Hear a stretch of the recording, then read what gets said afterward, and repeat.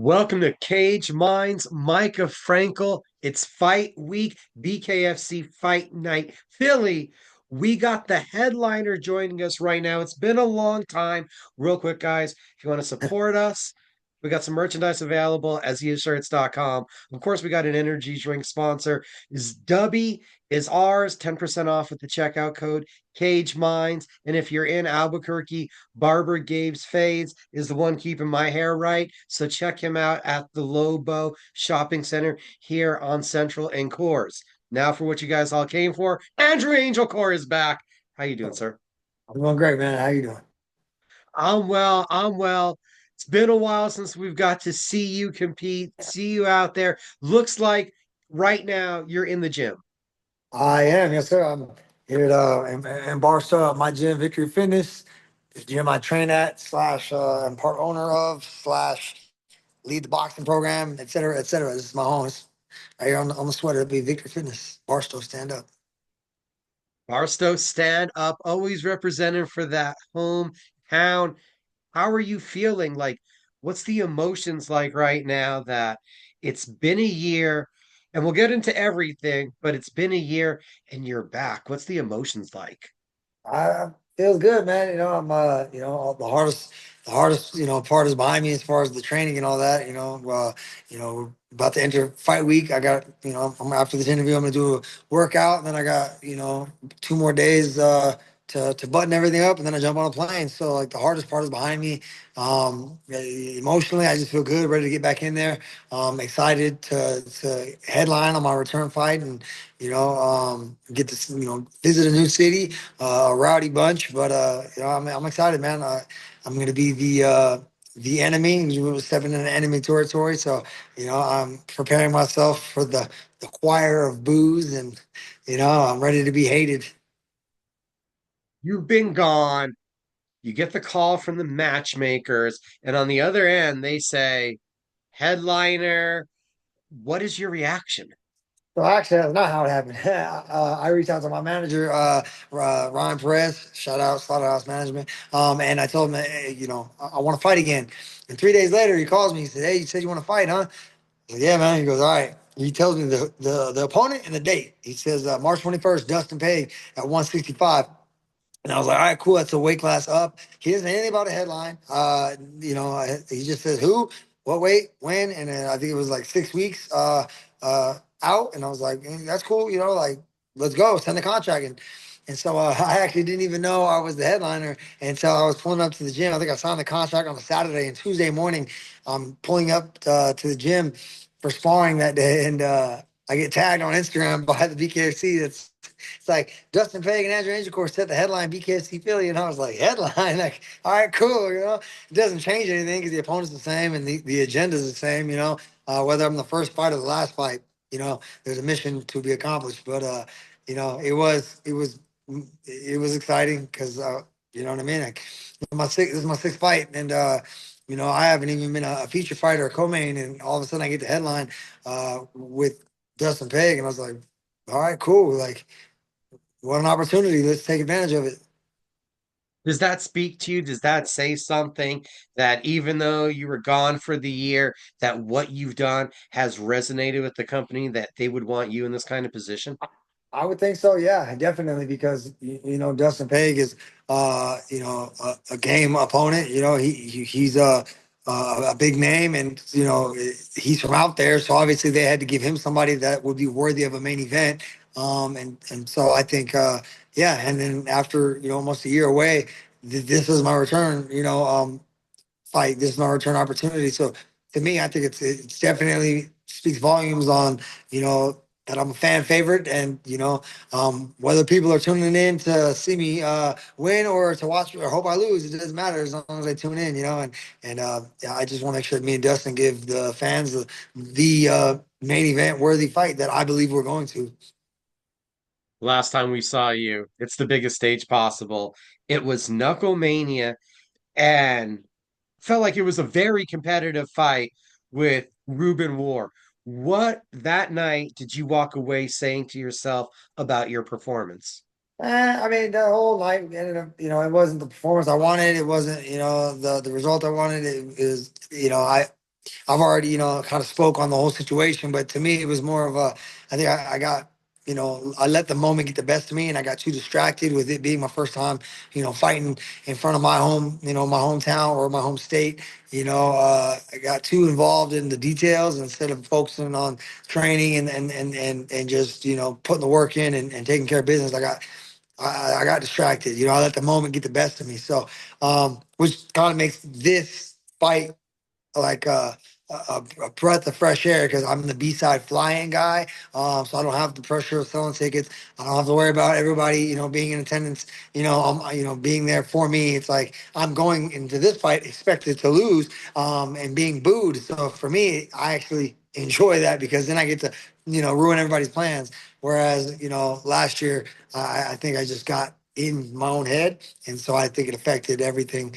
But like I said, I'm gonna take care of business next week. And I would love a rematch with Ruben Ward just so we can go ahead and nail that coffin shut once and for all. Now we see this fight's at 165. You already mentioned.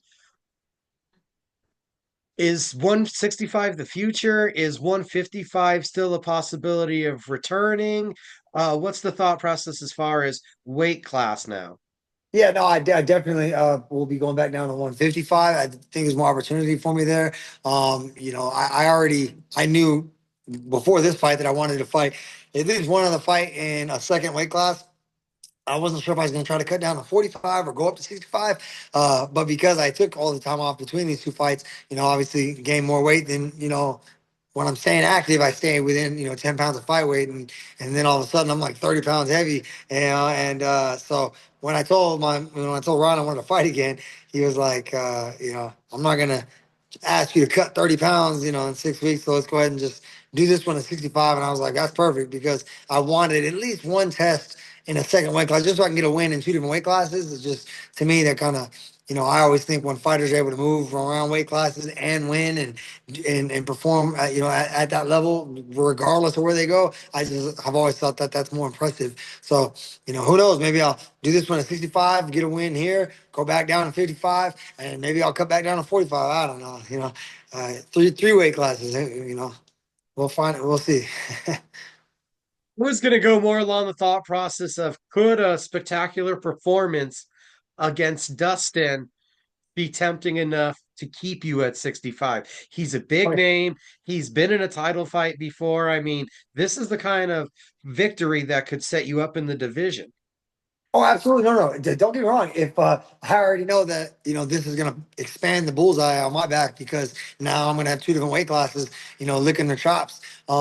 But if the opportunity, if the next opponent offered is at 65 and, the fight makes sense and it's something that the fans want and, let's do it. I'm just saying that, I mean, we'll see. We'll see what the future holds. I'm not opposed to it. I might like it at 65. I'm definitely liking how much more I'm able to eat, and I'm enjoying the process. In preparation for this fight. So it's very likely that I'll stay at 65 rather than go, down to 45. So I don't know. We'll see. I'll bounce between 55 and 65. I mean, Palomino did it for years, right? He had the title at both divisions, so why not? You had the time away due to the suspension. I know that you live in the gym, you're part owner of a gym, you train people. Was there, though, ever a point in that time away where you're like, this not getting punched in the face thing, I might get used to it? Uh, I thought so. Like, because for the first 2 months, I had to get surgery to get my broken finger fixed, and I had a rod holding my finger together for a long time, so I couldn't do anything. I couldn't hit the bag, couldn't really train at all. And I enjoyed it for a little bit, and then I was heavily involved in coaching, and I was taking my amateurs to their fights, and they were winning, and I was sharing my experience with them and letting them acquire their experience and get their trophies and build their stories. And I loved it. I loved watching them shine and see that their hard work is starting to pay off. But it did get to a point, especially being the last fight back in December.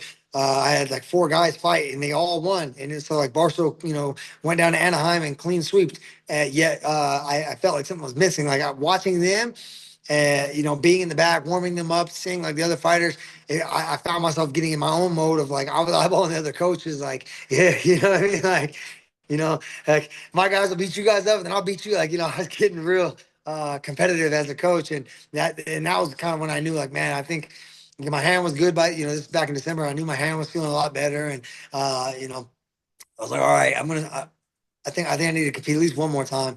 And then once I started training, hard again, just to at least get back in shape. I knew, because I would spar with my guys, getting them ready for their fights, and I'm in here sparring, prepping them, and I'm just like getting hit, and in the gym was like lighting the fire, and then watching them win and being in the back, warming them up, it just all kind of. You know what I mean? Got the fire in my belly lit, and so that's when I made the call. Told Ryan, "Let's go, man!" And within days, I'm back, and I'm like, wow. So to me, that kind of told me like, all right, God obviously had a plan already in motion, and He's just waiting for me to be ready and show up.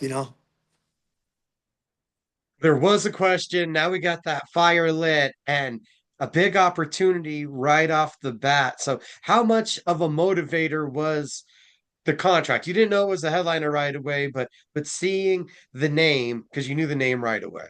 Yeah. Oh, I knew the name. Yeah, I've seen Dustin fight, and then like when he said the name, I was like, I watched him fight. I think I had watched his last fight, and then I looked him up, and I was like, oh, okay, yeah, I know this guy. I like this guy.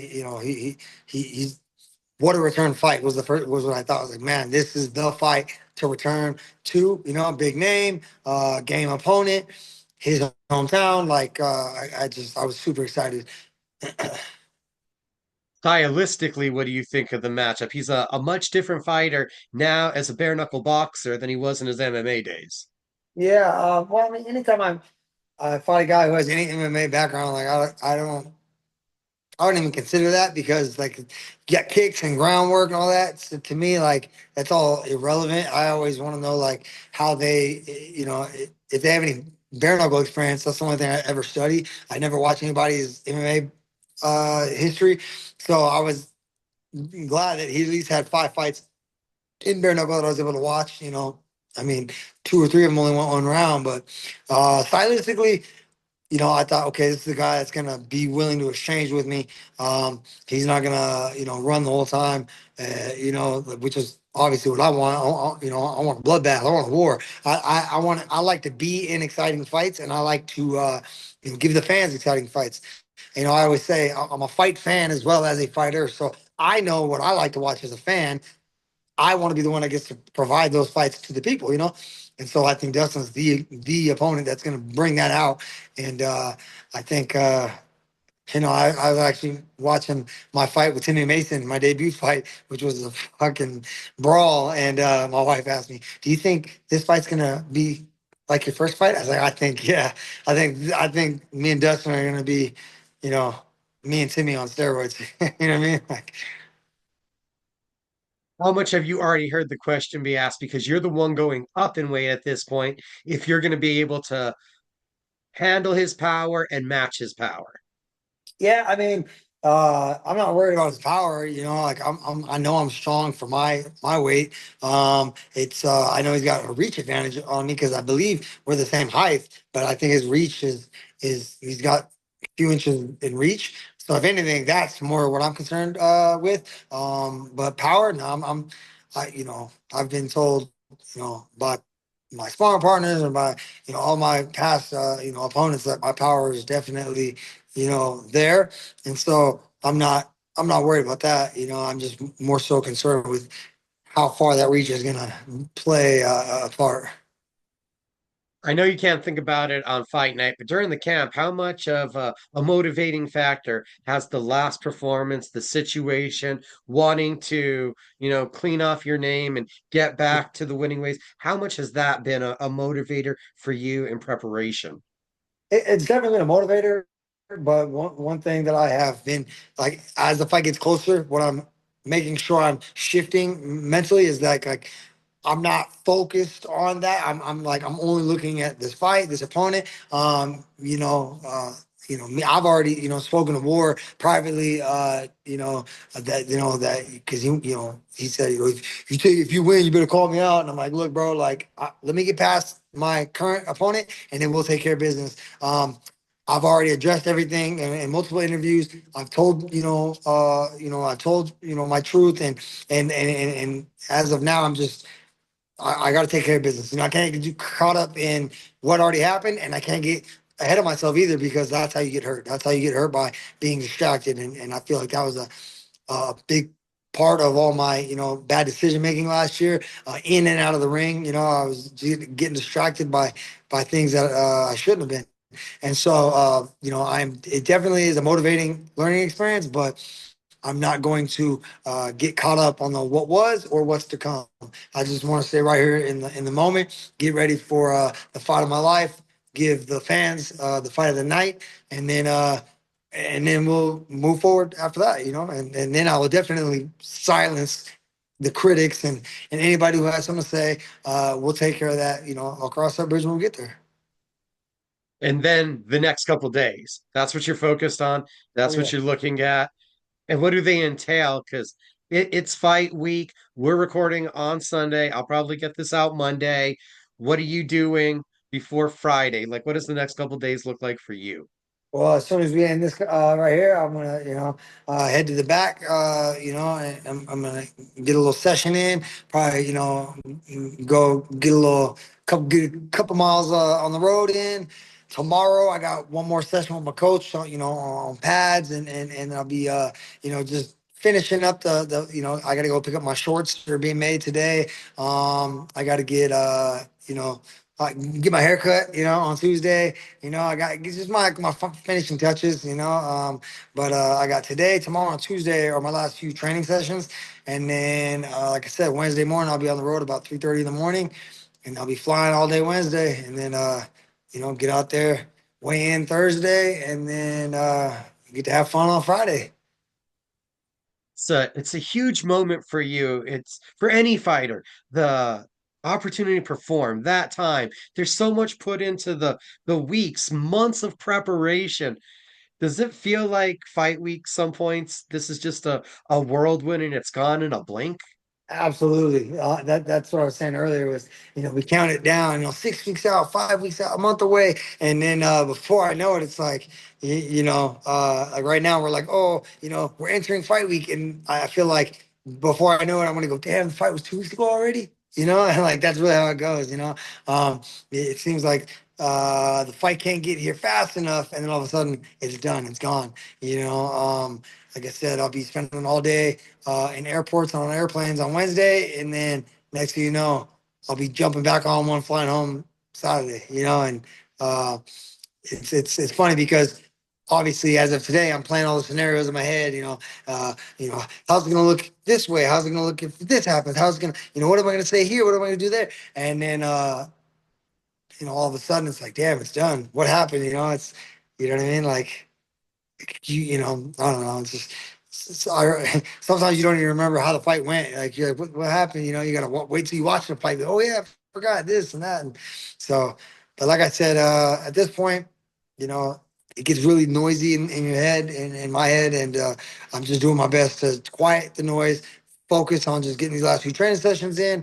Um, Taking care of the business that I got to take care of. Obviously, being that I have to leave my wife with the kids, for 3, 4 days, I got to make sure we get all the, button up everything, because it is a lot of, pressure on her, getting the kids to school. She still has to work. And so, if anything, I just got to make sure that by the time I leave with everything, all my ducks in a row. You make the commitment to return to fighting when the hand starts feeling better. You have this time before you're getting a fight. Do you look at your style? Did you start to assess it? Did you start to look at the other kind of nuances or evolvements that are happening in the sport? Like, did you start to scientifically assess at that point and at all through this point? Well, I have definitely seen an evolution. Over my last 5 fights.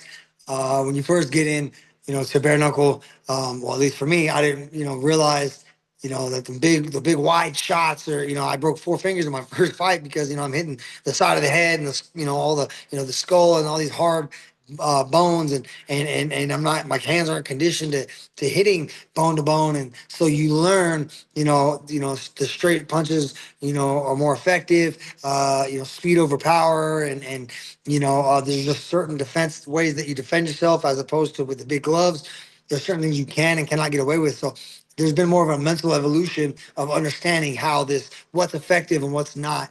So I feel that I've gotten a lot smarter. You can even see, I've also learned my lesson in taking too long to get started. I've learned obviously getting started faster is more effective, and just and that's another reason I'm excited about this fight is, this is my sixth time doing this. I have an understanding of like what to do, in the fight, how the fight week looks. I know the company, I know all the people, you know what I mean? Like I know what to expect. So that takes the pressure off of like the what if factor. Now it's just like, okay, I know what to do, show up, do my job.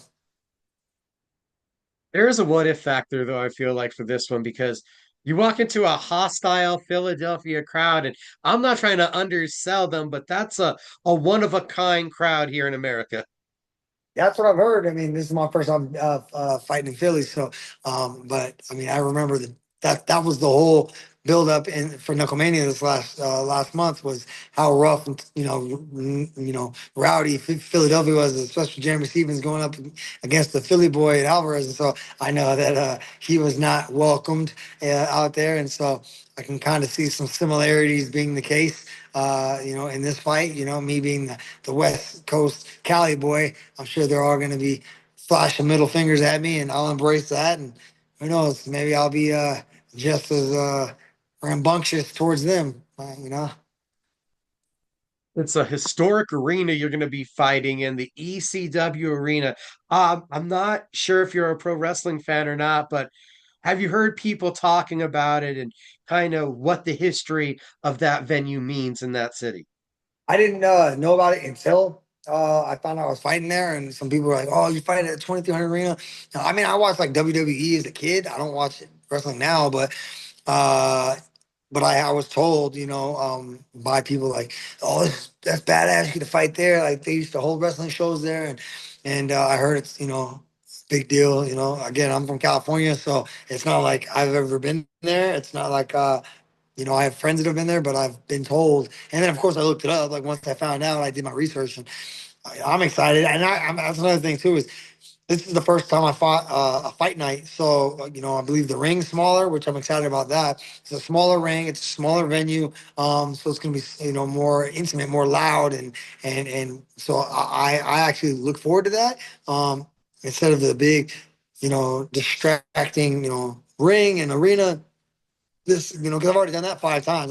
I've been, in front of thousands, and the big arenas and all that, and that's cool. So now that I know what that's like, I want to see what the small dungeon like, loud, rowdy, arena is going to be like. So I look forward to being a part of history. Just talked to Eric Dodson last night because he was part of the BKFC Fight Night in Albuquerque. And he said, we had a feeling it was going to be the smaller ring. Man, you don't get how small that is until you're in there. Have you did anything with your ring behind you to kind of get that feeling to understand what 16 feet across is going to be Well, like? it's funny because my ring in here is 15 by 15. So that's actually what I train in. And so, to me, that's all I know. I mean, I go to gyms. Actually, the main gym I've been getting my sparring at this camp is a pretty small ring as well. So, the first time I ever got in a BKFC ring, I thought it was a swimming pool. I was like, yeah, this is huge. So to me, yeah, my original gym coming up and the amateurs was a what we call a pit bull ring, a small ring, and this one small ring. So I mean maybe that's why stylistically I'm more of like a you know let's brawl kind of guy because that's how I came up. So to me, I'm excited. I think it'll definitely be a shock when I actually get in there and realize you know like, oh wow, there's nowhere to run. But like I said, that's what I want. I don't want to dance around. I don't want I want to bang. BKFC Fight Night Philly this Friday night. Andrew Angelcor is back. He's in the main event. I thank you, sir, for the time. Thank you for having me and tune in March 21st. Watch me and Dustin give you guys the fight of the night, baby. Barstool stand up. You guys know you can watch it on the BKFC app. One more time, we appreciate our sponsors. Thank you to Dubby. Go get some energy drink. It's 10% off with the checkout code Cage Minds. Our merchandise is available at ziashirts.com. And if you're in Albuquerque, Barber Gabe's Fades is where they'll keep you looking right. Thank you guys for watching.